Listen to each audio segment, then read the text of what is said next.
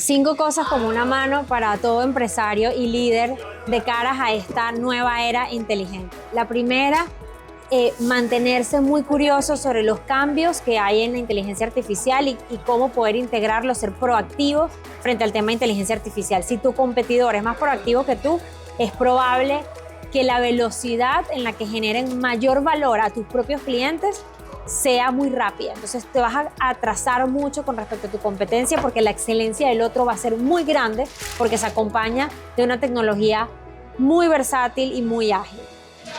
Amigos, bienvenidos a Negocios y Marcas. Hoy tenemos un programa súper especial porque vamos a hablar no de un evento, sino de un proyecto que tiene Vero Ruiz del Viso. Bienvenida. Gracias. Aquí. Bueno, yo muy feliz de que estemos en Practitioners Club.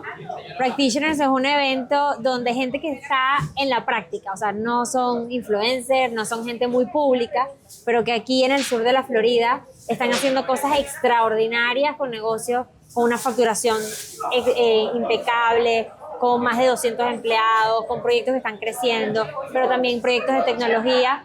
Y la idea era reunirnos para que nos reconozcamos entre nosotros mismos. O sea, hay tantos venezolanos y latinos haciendo cosas tan innovadoras en un país donde todo parece estar inventado que vale la pena escucharlos para ver cómo están escalando sus proyectos, aportando un mercado como el mercado de los Estados Unidos. No, y ha sido increíble, te lo digo, Vero, me quedé impresionado. Bueno, algunos los conocía porque ya han estado en mi programa, pero otros me llenó de satisfacción ver cómo, por ejemplo, en innovaciones tecnológicas, hay empresas como PharmaBox, que estuvo hoy acá, que básicamente trajeron un producto que era inexistente dentro de los Estados Unidos. La locura. Es que mira, cuando nosotros decidimos cuando elegimos quiénes van a hablar en el evento, yo creo que por mi tipo de trabajo, como yo trabajo en mercadeo y comunicaciones, tengo un holding company con más de 200 empleados, yo valoro demasiado los que están viviendo los mismos desafíos que yo, que es poder tener un flujo de caja estable, poder llegar a pagar mis nóminas, poder competir en licitaciones. Y de repente, por mi tipo de trabajo, me toca dar consultorías a emprendedores que yo digo, wow, tanta gente que necesita. Y así fue que yo conocí el proyecto de PharmaBox. Ellos hace tiempo nos contactaron para una consultoría y luego pasó el tiempo, la hicimos y cuando vinimos a ver en los años, PharmaBox había crecido para estar en CVS, para tener aliados como Royal Caribbean y eso, lo más valioso de conocer esas historias es aprender de sus errores, de lo que ha salido bien, de cómo un venezolano trae un vending machine y yo soy súper curiosa y amante del aprendizaje y del conocimiento, soy como una nerd. Sí.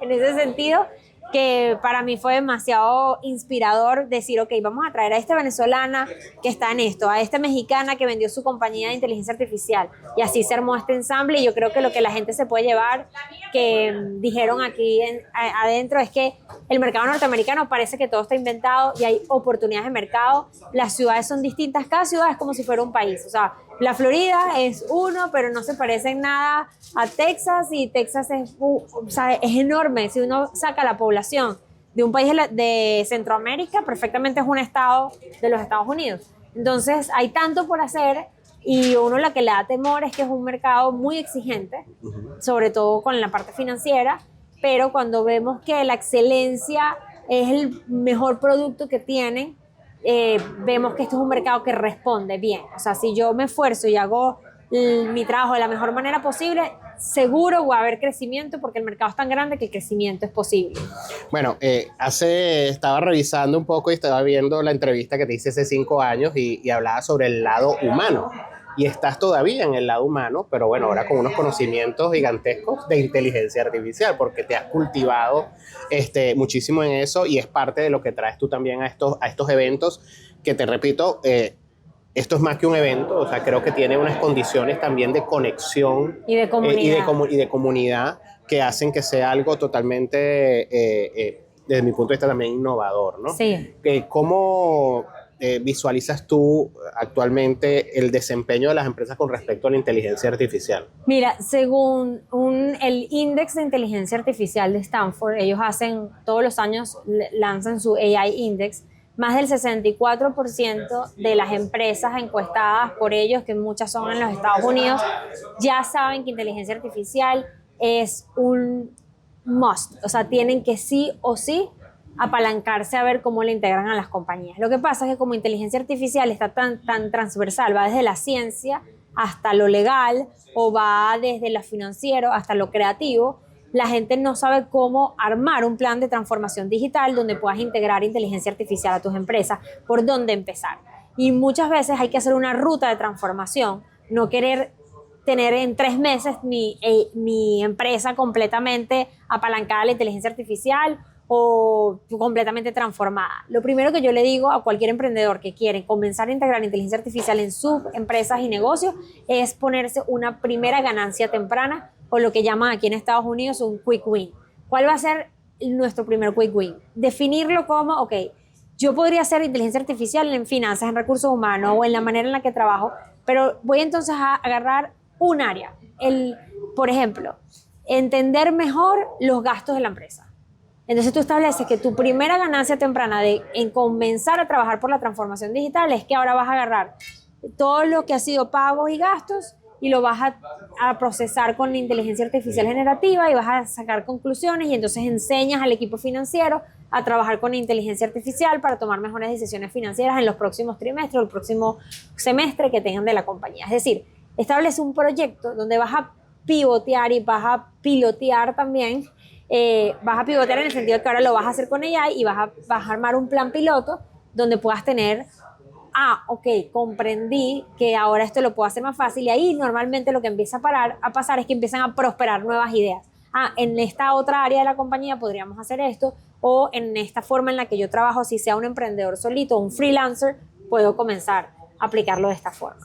Estuve en el cierre del evento, hablaste de la comunidad de practitioners, porque este es el resultado, precisamente estos eventos son el resultado o parte de lo que significa esa comunidad. ¿Qué hace a la comunidad de practitioners diferente a otras comunidades? Nosotros decidimos armar Practitioners Club porque sentíamos que ser profesional o tener un espíritu curioso, emprendedor, ya sea que formas parte de una organización o decidiste armar un proyecto por ti mismo, en el sur de la Florida puede ser algo solitario, en el sentido de que todo el mundo está resolviendo su propia ruta de reinvención como inmigrante aquí en los Estados Unidos o está muy metido en sus proyectos si tienes muchos años viviendo aquí y no te sueles juntar con pares para hablar de los desafíos que tienen. Existen comunidades como esta, pero son de angloparlantes. Y no había algo en habla hispana que exigiera cierto nivel mínimo de curaduría para poder tocar los temas sensibles y reales que vive alguien que tiene un proyecto. Y nosotros sentíamos que ahí había una oportunidad, nuevamente, como que vimos que había una oportunidad porque nosotros queríamos encontrar eventos así, queríamos conseguir pares como eso. Y cuando volteábamos decíamos, bueno, o tienes que ser muy de cierta élite, como pueden ser las organizaciones donde reúnen a presidentes de compañías, que yo he participado en esas organizaciones, o líderes del mundo, como en la que yo formo parte del Foro Económico Mundial. Pero si no eres presidente de una organización de más de 1,000 personas o de una facturación de 15 millones de dólares, no tienes un lugar donde congregarte. Y que además ese lugar se exija a sí mismo tener cierto nivel mínimo esperado. Y para nosotros el nivel es que sea gente que realmente está casada con sus proyectos y está trabajando porque esos proyectos crezcan. ¿Por qué practitioner? Porque es un término que usan mucho en las universidades para invitar a gente que es doer, gente que está haciendo, o emprendedores, o gente que tiene una habilidad técnica muy importante. Normalmente no es un profesor académico, pero es una persona con mucha disposición a enseñar que tiene práctica. Entonces, cuando a ti te invitan a una universidad, no te invitan en calidad de profesor, sino en calidad de testimonio de practitioner. Y el evento Practitioners y los encuentros normalmente son esos, son espacios de testimonios. Entonces, como lo vimos hoy, teníamos paneles distintos donde hablamos de inteligencia artificial o de escalabilidad de los proyectos, cómo hacerlos más grandes aquí en los Estados Unidos o cómo definir una marca. Y entonces tienes a gente que en ese tema específico ha enfrentado equivocarse, pero ha enfrentado superar obstáculos y también ha enfrentado decir y vender su propio éxito para seguir creciendo aquí en los Estados Unidos. ¿Cuál es la invitación que le haces a la audiencia ya para cerrar este programa especial de Practitioner que ha estado maravilloso? ¿Cuál es la invitación final que le haces a la audiencia que nos ve, que son empresarios, que son emprendedores? con respecto a su vida o a las decisiones que van a tomar de aquí en adelante. 5 cosas como una mano para todo empresario y líder de caras a esta nueva era inteligente. La primera, mantenerse muy curioso sobre los cambios que hay en la inteligencia artificial y cómo poder integrarlo, ser proactivo frente al tema de inteligencia artificial. Si tu competidor es más proactivo que tú, es probable que la velocidad en la que generen mayor valor a tus propios clientes sea muy rápida. Entonces te vas a atrasar mucho con respecto a tu competencia porque la excelencia del otro va a ser muy grande porque se acompaña de una tecnología muy versátil y muy ágil. Lo segundo es rodearse de pares que puedan inspirar un mejor liderazgo. Yo creo que todo empresario y todo emprendedor tiene que constantemente revisar su propio estilo de liderazgo y si tiene las condiciones para poder llevar su proyecto a otro nivel y luego que llegue a ese nivel a otro nivel. Y la única manera de retarte es rodeándote de gente que te rete. Por eso es que nosotros hicimos la comunidad, pero no tiene que ser esta, puede ser espacios donde de tu gremio específico puedas crecer, pero tienes que saber elegir muy bien esos espacios. Lo tercero, yo creo que el pensar híbrido, en tener equipo humano, pero comenzar a pensar en automatización, puede ser una reducción de costos sumamente importante ahorita de caras a la era inteligente. Otro punto importante es los problemas de los negocios no están divorciados de los desafíos de los países. Yo creo que tiene que haber una curiosidad mayor de los empresarios y los líderes de comprender qué está pasando en el sector público y servir también de puente entre lo que está pasando en lo económico, en lo político y en lo social para que eso te dé un mayor entendimiento del mercado y te ayude a colaborar a hacer impacto. Y lo quinto, que estemos asegurando que estamos comprometidos con crear valor a largo plazo. Nuevamente, ahorita con la inteligencia artificial vamos a querer ver resultados muy rápido y eso puede ser muy frustrante para ciertos líderes y yo creo que lo que hay es que pensar es, bueno, ¿cuál es mi visión de largo plazo y cómo la planteo y cómo es capaz esa visión de adaptarse a las nuevas tecnologías que cada vez más se van a ir integrando de manera agresiva a nuestro día a día laboral? Eso serían mis... ¡Wow! Lo tienes claro. Y ustedes también ahora también lo tienen claro. Gracias por estar con nosotros. No, gracias a ustedes, me encantó. De repente me quedé así escuchándote. Exacto, como pensando, ¿será que yo estoy haciendo esto? Que estoy montado sobre esto que está diciendo Vero. Muchas gracias. No, gracias a ti. Por estar con nosotros, encantado de estar en Practitioner y bueno, esperando qué es lo nuevo con lo que viene luego Vero Ruiz del Viso, ¿no? Bueno, mucho de inteligencia artificial porque creo que no hay otra opción, o sea, no hay manera de escapar de eso. Ya hablaremos de eso en otro programa. Seguro que sí. Bueno, estamos con Carlos Jiménez, uno de los speakers que ha estado hoy acá en Practitioners y que ha hablado de un tema que es muy interesante, sobre todo un mercado que está tan saturado como el de los Estados Unidos, o pareciera estar saturado, porque también me he encontrado con unas historias maravillosas de emprendedores aquí. Carlos, bienvenidos a Negocios y Marcas. Vale, muchas gracias, un gusto estar por acá. Carlos, bueno, tiene por supuesto la empresa de datos Tendencias Digitales, pero ahora también tiene una empresa que se llama Useful, que te ayuda a sus clientes a encontrar oportunidades de mercado. Y eso es precisamente de lo que quiero hablar contigo, porque ya todo el mundo sabe que eres un experto en datos, pero que quisiera que nos hablaras un poco de eso, de cómo encontrar oportunidades de mercado, ¿no? Aquí en los Estados Unidos. Sí, cómo no. Bueno, de hecho, en el evento Practitioners estuve dando una conferencia que se denomina Oportunidades de Mercado para el Crecimiento, porque muchas personas asocian la palabra oportunidad o la confunden con oportunismo, o con una oportunidad de arbitraje, de hacer un negocio rápido, ganar un dinero y ya. No, aquí estamos hablando de oportunidades de mercado que pueden ser la base para el crecimiento, por ejemplo, sí, de un emprendimiento, pero también de una empresa en marcha. Claro. Porque las empresas exitosas también necesitan encontrar oportunidades de mercado que les permitan mantenerse creciendo, encontrar nuevos espacios de mercado. Y yo básicamente lo que hice fue compartir algunas ideas y también un framework, una metodología que es muy sencilla, que al final básicamente lo que propone es, bueno, primero partir de un supuesto de que es que en un ambiente incierto y complejo también hay oportunidades, porque hay gente que asocia una crisis o la incertidumbre y lo ven como antagónico a la oportunidad. La oportunidad la asociamos con una economía que crece, con una economía próspera, y no es así, porque las crisis generalmente generan problemas y las oportunidades de mercado muchas vienen de atender esos problemas, de resolver los problemas. Entonces, la primera idea que quise dejar sobre la mesa es: no nos preocupemos por el ciclo económico, porque la economía crezca o no. Más bien, ocupémonos de identificar las oportunidades de mercado que puede haber en cualquier parte del ciclo económico en donde estemos, sea de crecimiento o de recesión o de alta incertidumbre. ¿Okay? Luego, entonces, básicamente lo que pasé fue un poco a explicar que las oportunidades de negocio pueden venir derivadas, por ejemplo, del contexto. Por ejemplo, una ley, un cambio político, un tema económico, todo lo que pasa en ese contexto puede generar oportunidades. Pero no solamente el contexto el que debemos analizar, también debemos entender y comprender muy bien a los clientes. ¿Cuáles son las necesidades? ¿Cuáles son los problemas? Y de hecho hoy vimos casos de éxitos fascinantes. Sí, increíble. Y yo que estaba sentado escuchando estas experiencias exitosas, veía muy claramente cómo algunas de ellas obedecieron a cambios en el contexto, otras a atender necesidades de los clientes o del mercado.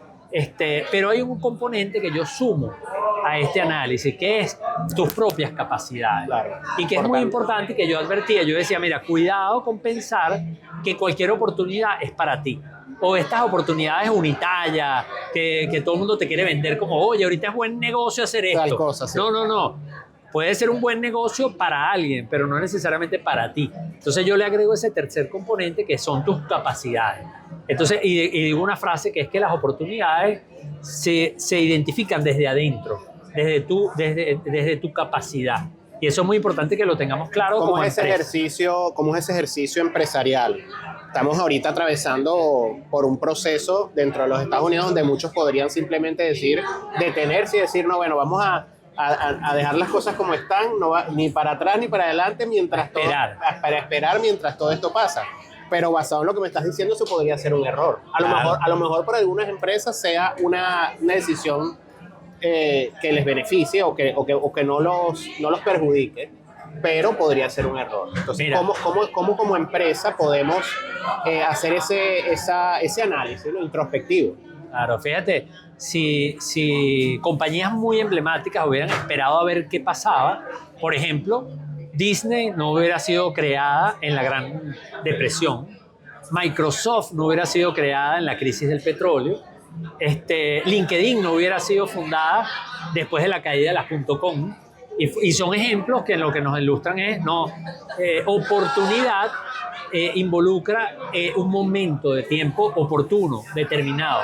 Claro, que atiende una circunstancia, que las circunstancias son el contexto, los clientes y tus capacidades.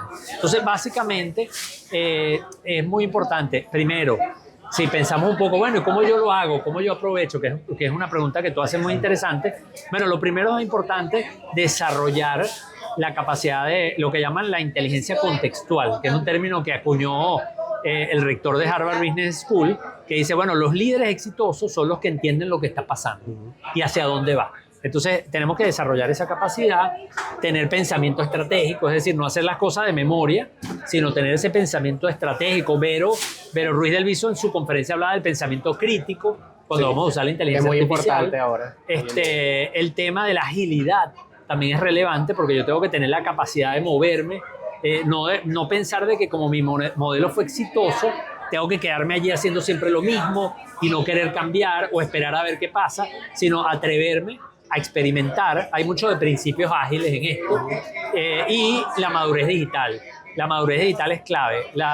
Fíjate que se habla mucho de transformación digital, sí, pero la transformación parece que es como que algo que aprendimos y ya no tenemos que hacer nada. No, esto está cambiando todo el tiempo. Entonces es un proceso de madurez que hay que ir poniéndose al día, pero que pareciera que no termina. Cuando las empresas hacen este análisis, bueno, ya se adentran a esos periodos de transformación, viene como la segunda parte. ¿Cómo sabemos si vamos en buen camino, ¿no? Porque podría suceder que tomes una decisión y tienes un golpe de suerte que te trae muy buen beneficio, pero ¿cómo saber si hay que mantenerse allí? O sea, las empresas deberían estar constantemente haciendo un análisis del mercado. Totalmente. Fíjate que, y de hecho, por eso mencioné la agilidad. Los negocios hoy día tienen que trabajar con principios ágiles. Y fíjate que se ha puesto muy de moda el enfoque Lean Startup para los emprendimientos. Pero eso es algo que todas las compañías hoy día tienen que incorporar. Y de hecho se ha puesto muy de moda la experimentación en los negocios.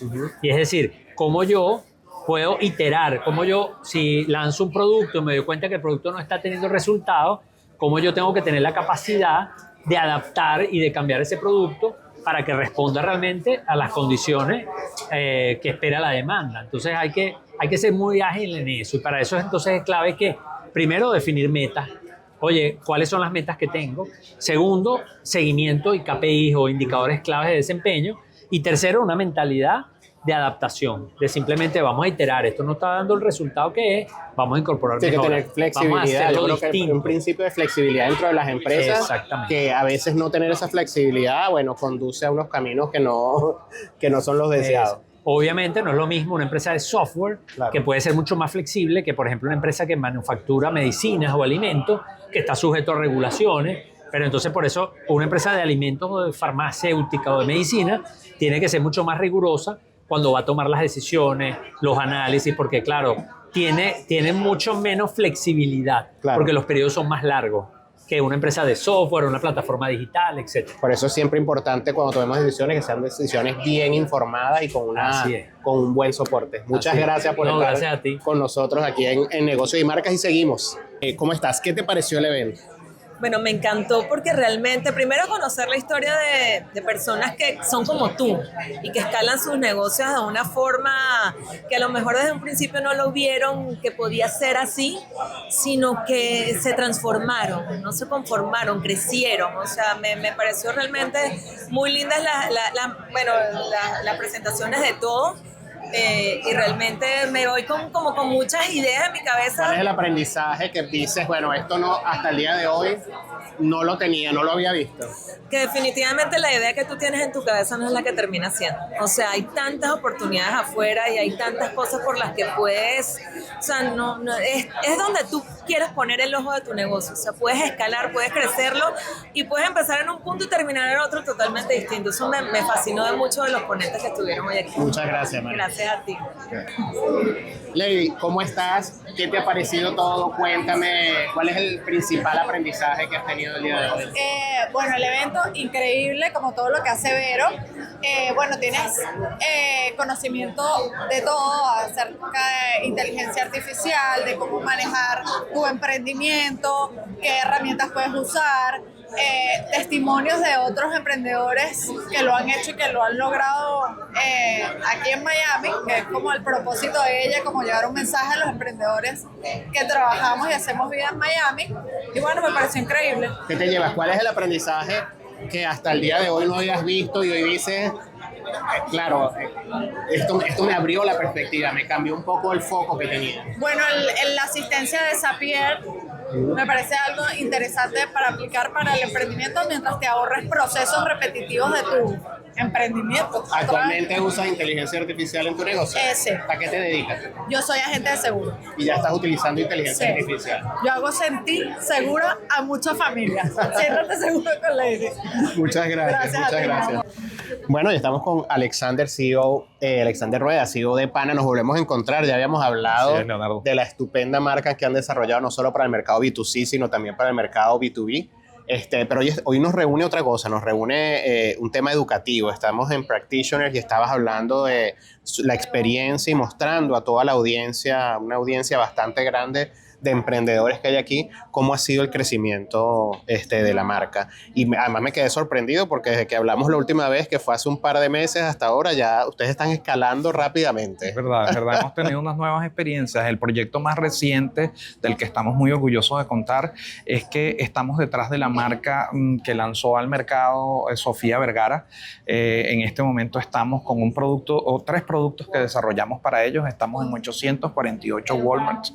Básicamente hemos logrado posicionarnos como un fabricante de empanadas argentinas gracias a eso, porque pues en los últimos 3 meses ya hemos hecho 560,000 empanadas. 560,000 empanadas para Sofía Vergara. Y hablabas un poco algo allá adentro que me pareció bastante interesante, que a veces nos empeñamos demasiado en hacer de nuestras marcas propias una marca empoderada y de liderazgo, y resulta que detrás hay todo un universo de negocios multimillonarios que puede ser también o que puede funcionar muy bien. Hábleme un poco de eso para la audiencia que nos escucha en este programa, que justamente estamos hablando de lo que es el practitioner, de cómo tener esa flexibilidad. Sí, es verdad. Nosotros lo que empezamos a identificar es que uno tiene que tener la flexibilidad entre ser visible y ser viable. Es algo que he repetido mucho, pero yo creo que es la clave.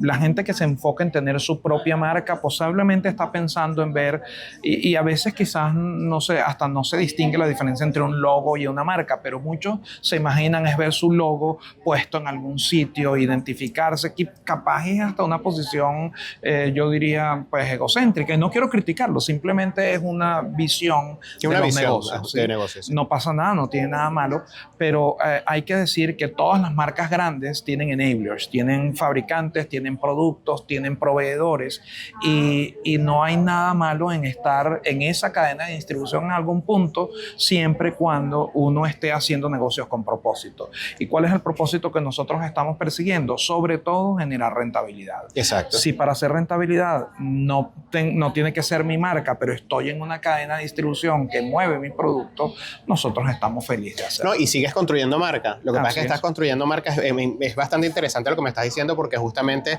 ahí es donde, digamos, se rompe el paradigma de pensar que el logotipo es lo único que construye marca. Estás construyendo una marca responsable, una marca seria que están utilizando tu cliente para que tú le hagas un trabajo que es fundamental. Porque de hecho, estamos hablando de las empanadas de la marca Sofía Vergara. Total, y de hecho te puedo decir, es un concepto que poco se discute, pero es algo que se llama marca asociativa, porque tú puedes exponer tu marca en audiencias corporativas. Entonces yo puedo perfectamente ir a un auditorio donde yo puedo enseñar que yo trabajo con este cliente, con aquel otro, y mi marca estará en ese momento haciendo una marca asociativa con la marca de aquel fabricante con el que me asocié y haciendo leverage en lo que es la reputación de él. Entonces al final del día es una estrategia que consiste en construir reputación alrededor de lo que hacemos para luego vincularla con la marca para la que trabajamos. Muchas gracias, siempre